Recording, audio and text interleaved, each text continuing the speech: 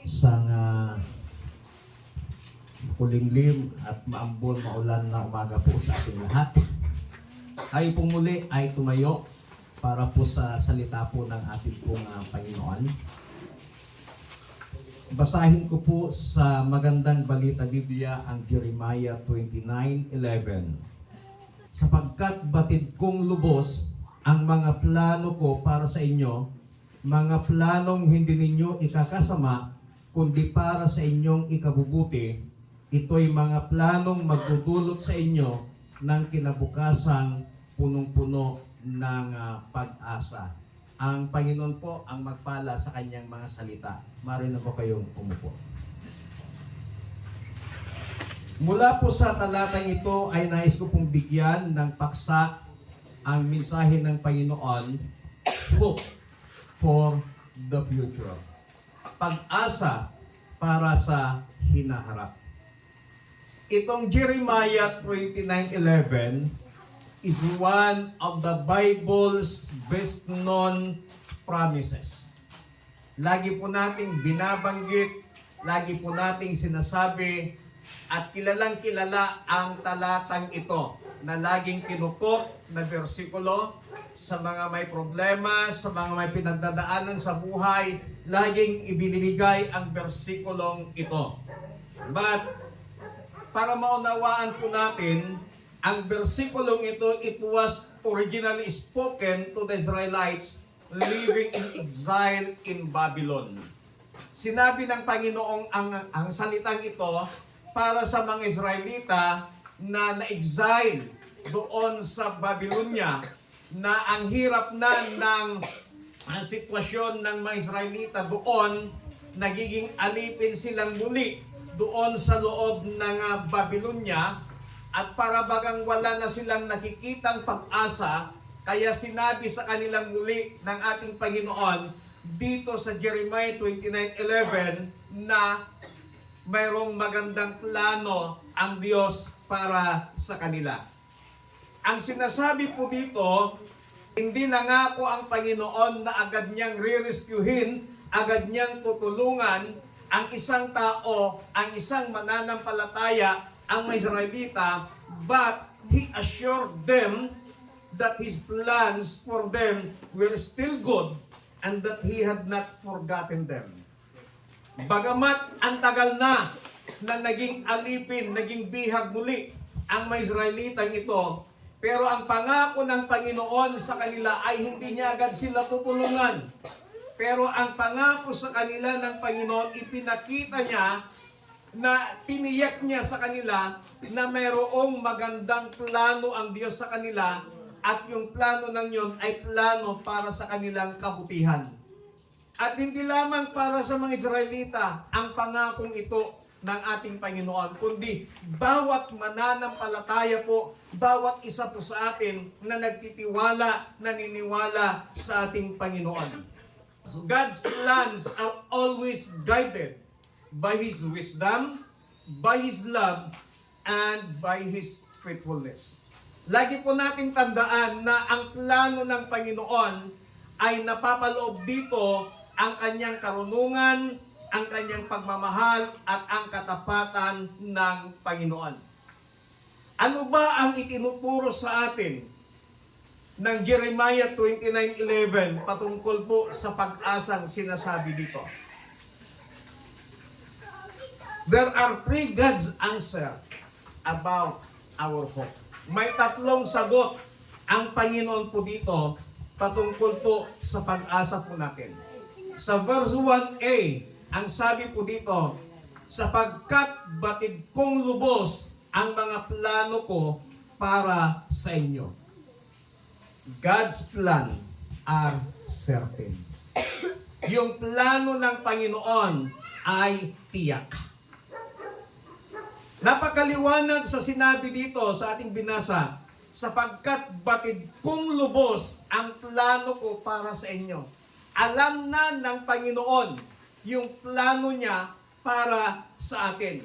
Tiyak na ang Panginoon sa mga plano niya sa atin. God's plans are established by His wisdom. Yung plano ng Panginoon ay nagmumula ito sa kanyang karunungan. God knows what is best for His people. Alam ng Panginoon kung ano yung pinakamainam, pinakamabuti sa kanyang mga anak. Yung plano ng Diyos sa atin ay alam niya kung gaano natin kasabik na makamit yung best sa ating mga buhay, mas lalo ang Panginoon. Dahil alam niya, tiyak niya, yung the best para po sa atin. Yung karunungan ng Panginoon ay perpekto at kailanman ay hindi natin pwedeng limitahan. At yung kanyang mga plano, kailanman ay hindi po na-fail, hindi po nabigo. Sometimes marami tayong mga plano sa buhay na hindi po natutupad. Sometimes ang dami nating mga plano sa ating sarili, ang dami nating plano sa ating mga pamilya, ang dami nating plano sa buhay na yon, at the end, hindi po natutuloy, hindi po natutupad kasi limitado lamang po tayo. Yung plano natin, iniisip po natin, pinaplano natin na after 5 years, magiging ganito yung buhay ko. After how many years, magiging ganito yung sitwasyon ko. Pero yung plano, tiyak na. Yung plano ng Diyos, tiyak na para po sa atin. Sa mga nag-a-apply ng trabaho, especially in the call center, at pati sa mga ibang malalaking kumpanya, isa sa mga itinatanong nila sa'yo, sa kanilang mga applicant, bakit ikaw ang pipiliin namin at hindi siya? Yung sasagot ka na ibibinta mo yung sarili mo na hindi mo sisirain yung kasama mong aplikante. Magiging positibo ang ibibigay mo sa nag-i-interview sa'yo na hindi mo sisirain yung kasamahan mong aplikante. Isa pa sa mga tanong po nila, na marami din pong bumabagsak sa tanong na ito. Ang sabi nila, see yourselves after 5 years na nandito ka sa kumpanyang ito. I-visualize mo yung sarili. Pagkatapos ng 5 taon na andito ka sa kumpanyang ito. Dahil malaki yung kumpanya, maganda yung kumpanya, kanya-kanyang ambisyon, kanya-kanyang mga nakikita sa kanilang sarili kapag sila'y andon. Ikaw ba naman sumasahod ng 80,000 a month? 40,000 a month? Libre lahat. Kaya pinapakita nila sa iyo yung future mo after 5 years. Yung iba, sinasabi nila, malilibot ka na yung mga bansang pangarap kong nais puntahan. Kanya-kanyang mga pangarap, kanya-kanyang plano yung pinipresenta. Pero hindi pa rin tiyak. Hindi ka pa rin hired.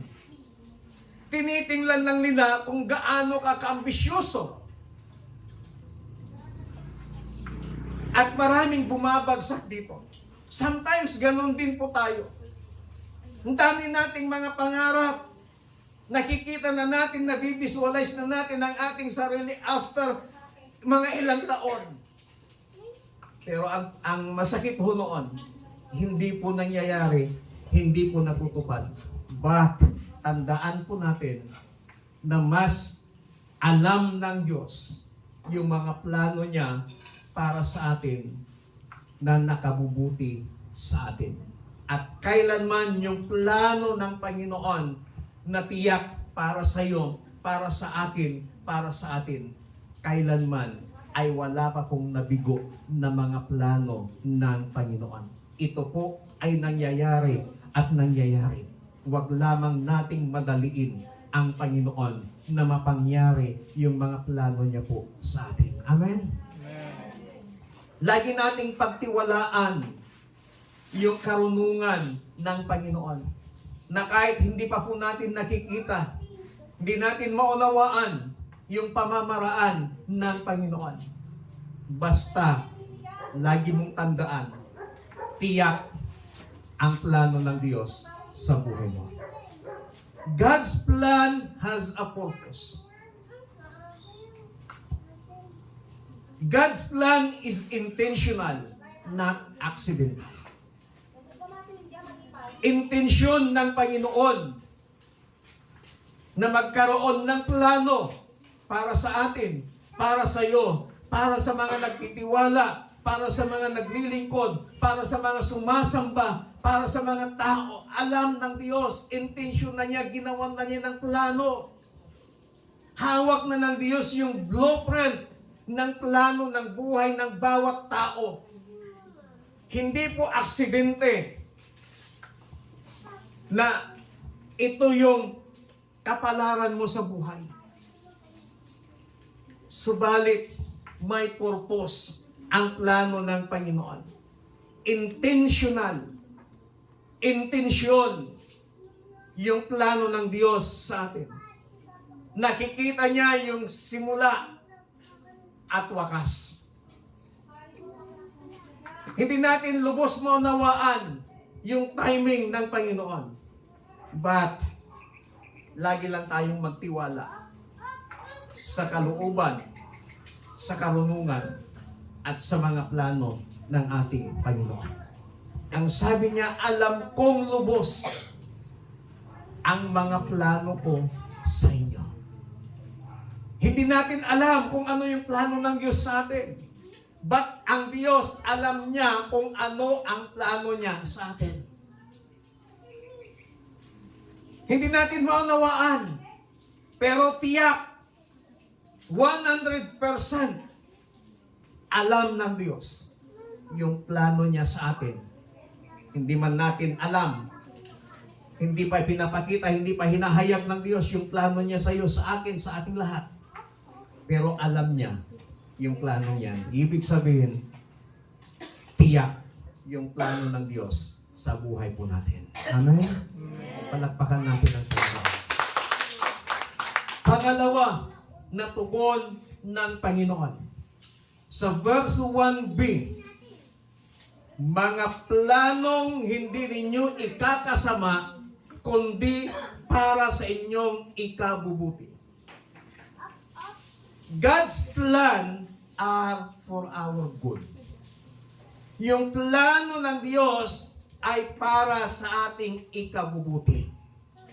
Sabihin mo nga sa katabi mo, yung plano ng Diyos sa buhay mo ay hindi mo ikakasama.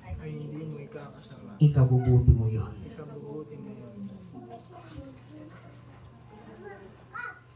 Hindi po nagplano ang Panginoon para sa ikakasama natin, kundi sa ikabubuti po natin. Minsan may mga pagkakataon sa ating buhay, even in the family. May mga pagkakataon na nagkakaroon ng discussion sa mga plano. Pero sa kalag natin maunawaan bakit hindi natuloy yung gusto ng isa, yung plano ng isa. Yun pala, meron pang pag natuloy yung planong yun, ikakasama po pala.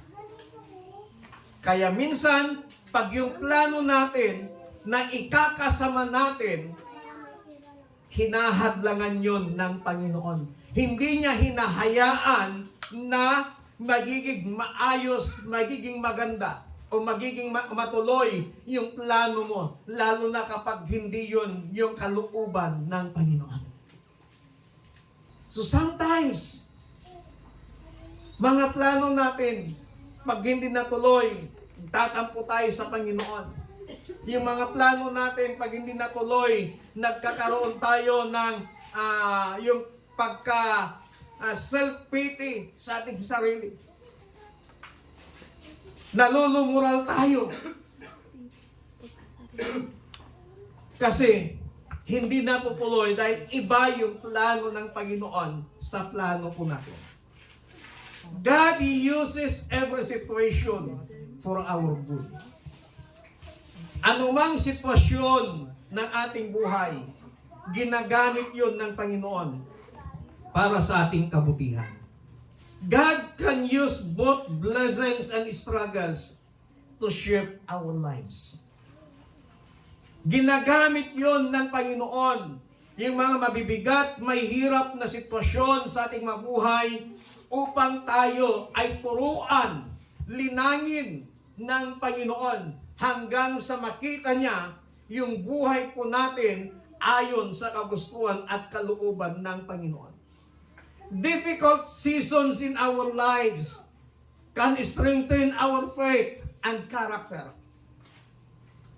Nangyayari yun kasi para sa kabutihan po natin. Kapag nagkakaroon tayo ng mga difficult season sa ating mga buhay, huwag tayong magtampo sa Panginoon. Nangyayari yun kasi para din sa kabutihan po natin yun. Inaalaw yun ng Panginoon. Amen. Do not lose hope when facing difficult situation, when facing trials, and God is still working.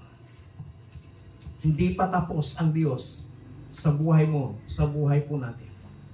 Marami pa siyang gustong gawin sa atin para sa ikabubuti po natin. Tayo ngang mga magulang, yung mga anak ninyo nung maliliit, na kahit ilang beses madapa, kahit ilang beses na magkaroon ng bukol, mga gasgas, dahil paulit-ulit na natutumba kapag nagpa-practice pa lang maglakad. Hinahayaan po natin, sinasabi na, huwag mong tulungan. Pag bumagsak, sasabihin, huwag mong tulungan, para matuto siyang tumayo. Ginagawa yon kasi tinuturuan yung bata. Ganyan din po sa ating Panginoon.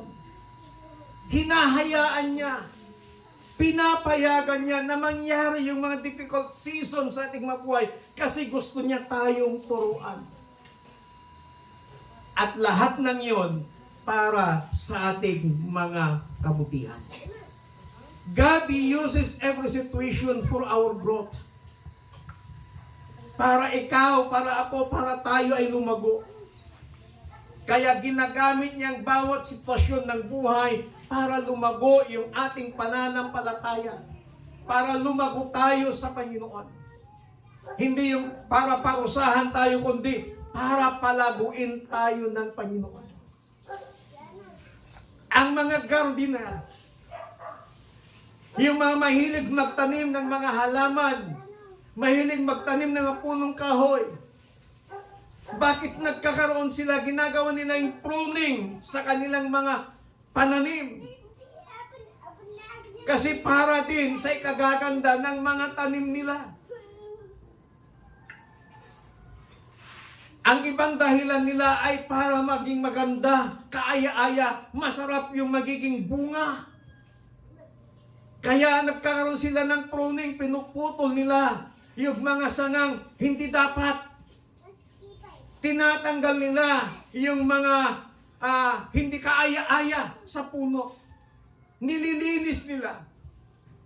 Ganon din sa Panginoon kapag nagkakaroon tayo ng pruning, mga difficult situations sa ating mabuhay, ginagamit yun ng Panginoon upang ikaw at ako ay lumago sa ating pananampalataya. Kaya kapag nagkakaroon tayo ng mga difficult situations sa buhay, tandaan mo, God uses every situation for our growth. Pinapalago tayo ng ating Panginoon. Huwag tayong magtampo, huwag tayong magrebelde sa Panginoon. Kapag nakakaranas tayo ng iba't ibang klase ng mahirap na sitwasyon sa buhay. Kasi nangyayari yun, pinapayagan yun ng Panginoon para sa kabutihan po natin. Kasi gusto ng Diyos na ikaw at ako ay lumago sa pananampalataya. Gusto ng Diyos na ikaw at ako ay laging nasa mabuting kalagayan. Kung ang Metrobank meron siyang napakagandang advertisement para makahikayat ng kanilang mga kliyente. Anong sabi ng Metrobank? You're in good hands with Metrobank. Kapag nakita mo yon, oo nga, mas safety ang pera ko dito. But kapatid, lagi nating tandaan, we are more than secure in the hands of God. Amen? Palakpakan natin ang Panginoon. Kaya anumang situation ang pinagdadaanan ng bawat isa, tandaan mo, pinapayagan yun ng Diyos na maranasan natin.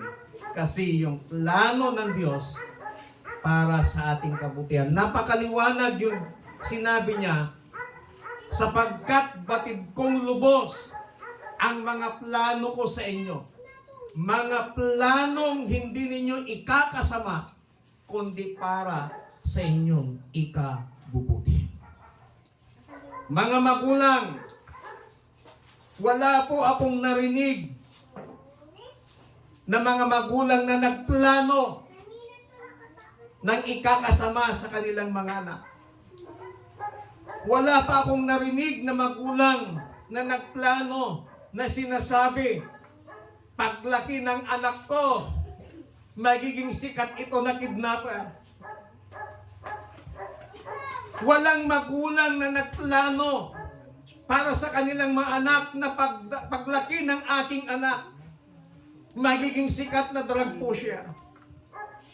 Pero lahat ng plano ng mga magulang sa kanilang mga anak para sa kanilang ikabubuti. Minsan naririnig pa natin sa ating mga magulang kapag tayo pinagsasabihan. Sinasabi nila, anak, para din sa iyong kabutihan, itong ginagawa namin, itong sinasabi namin sa iyo. Makinig ka naman. Pero minsan yung anak, matanda na ako, may edad na ako, alam ko nang ginagawa ko. Pero yung tatay, yung magulang, yung kabutihan pa rin ng kanyang mga anak, ang inaalala niya, ang iniisip niya. Kasi walang magulang na gusto niyang mapahamak ang kanyang anak. Mas lalong higit ang ating Panginoon. Ayaw niya ng kanyang mga anak ay mapahamak. Kaya nagplano siya para sa ating ikabubuti at hindi sa ating ikakasama. Pangatlo at ang panghuli. Sa verse 1c, ang sabi po dito, ito'y mga planong magdudulot sa inyo ng kinabukasang punong-puno ng pag-asa. Napakaganda yung plano ng Panginoon. Ito'y mga planong magdudulot sa inyo ng kinabukasang punong-puno ng pag-asa. God's plans gives hope and future. Yung plano ng Diyos ay nagbibigay ng pag-asa at magandang kinabukasan. Napakabuti po ng ating Panginoon. God gives hope in difficult times. Sa mga mahirap na sitwasyon, sa mga mahirap na panahon, ang Diyos ay nagbibigay lagi ng pag-asa. Difficult seasons in our lives do not cancel God's promises. Yung mga mahirap na season, yung mga mahirap na panahon ng ating mga buhay, kailanman ay hindi niya pwedeng kansilahin yung mga pangako ng Diyos na binitawan para sa iyo at para sa akin. Sa mga mahirap na panahon, yung plano ng Panginoon nagbibigay ng pag-asa at magandang kinabukasan. We must hold on to the promises of God kung ang buhay po natin ay punong-puno ng mga hamon. God's promises or God provides direction to our futures. Ang Diyos ay nagbibigay ng direksyon para sa ating magandang kinabukasan. Hindi niya basta-basta ibibigay yung magandang kinabukasan sa iyo, pero binibigyan niya tayo ng direksyon kung anong dapat nating gawin. Para lang mapa, para lang kumpas, para lang Google Maps. But minsan yung Google Maps, ang hirap ding pagtiwalaan. Dahil ililigaw ka rin niya. Lalo na yung isa na napaka-corny, yung Tagalog. Yung Waze, maraming mawiwis na panahon mo, oras mo. Gasolina mo, diesel mo. Pero yung direksyon ng Panginoon, kapag masundan mo yung direksyon ng Diyos, makakamit mo, makakarating ka sa magandang kinabukasan na plano ng Panginoon sa bawat isa po sa atin. God gives confidence for the future. Nagbibigay ng pagtitiwala ang Panginoon para sa ating mabuting, magandang kinabukasan. God already knows what lies ahead. Alam na ng Panginoon kung ano yung naghihintay sa atin. Our future is secure because God is faithful. Magkaroon lamang tayo ng pagtitiwala sa Panginoon. Huwag tayong mawalan ng pag-asa sa Panginoon. We must live with confidence because God is always preparing our good future.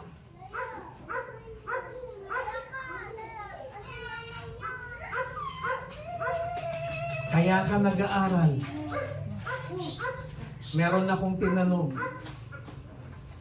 bakit ka nag-aaral? Kasi gusto kong magkatrabaho. Bakit gusto mong magkatrabaho? Kasi gusto kong matulungan ang mga magulang ko. Bakit gusto mong matulungan ang mga magulang mo? Kasi gusto kong magkaroon kami ng magandang kinabukasan. Ilang taon kang mag-aaral? 4 na taon po. Depende kung kakayanin o magbabago ng course. Magkano ang allowance mo araw-araw?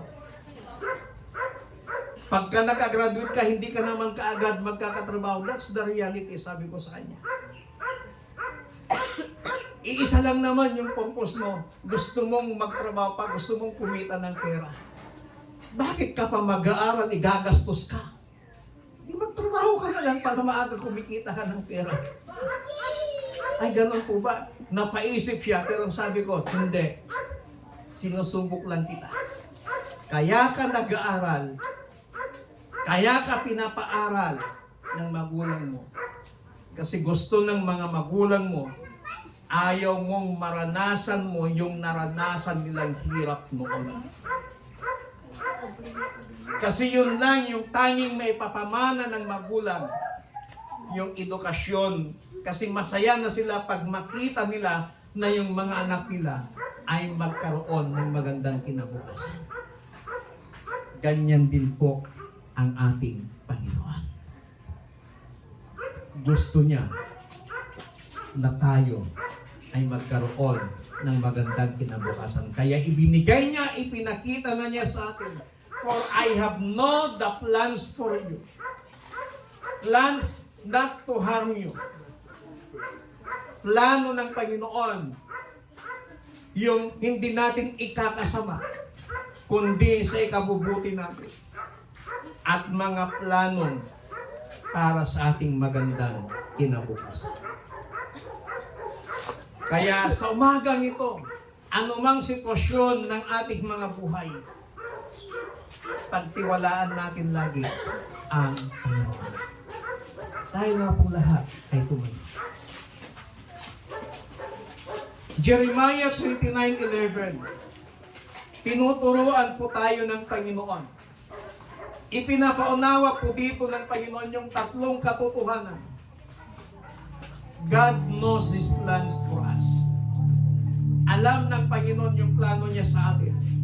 God's plans are for our ultimate good. Para sa ikabubuti po natin. At pangatlo, God's plan gives hope and future. Anumang challenges, anumang hamon sa buhay ang ating nararanasan, tandaan po natin, God has not forgotten you. Hindi ka nakakalimutan ng Panginoon. Pinalimutan ka na ng kaibigan mo, pero ang Diyos, hindi ka niya nakakalimutan. Sabihin mo nga sa katabi mo, hindi ka nakakalimutan ng Diyos. Ganyan kabuti ang Panginoon. His timing is perfect.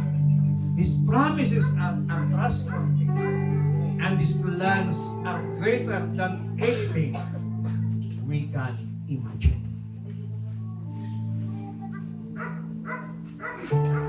We must put our trust to God. Mga plano po natin, ipagkatiwala natin sa Panginoon. Hallelujah. Napakaganda po yung plano ng Diyos. Hayaan po natin na sa pamamagitan ng gabay ng Kanyang banal na Espiritu, masundan po natin yung gusto ng Panginoon hanggang sa maranasan natin yung napakagandang plano niya sa atin. Ang Diyos ng Kalbaryo at siyang alaala ng pag-ibig mo, lahat ay iyong masaya, pagdaramdam kabiguan.